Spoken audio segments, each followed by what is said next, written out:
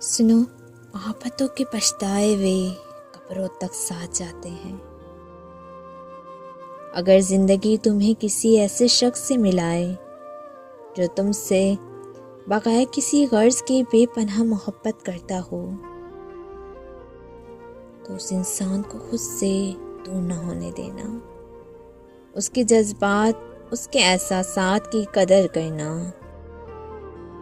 मोहब्बत की कदर करना, अपने दुखों, अपनी खुशियों, अपनी ज़िंदगी में मगन होकर इस मोहब्बत की बेकदरी न कर बैठना।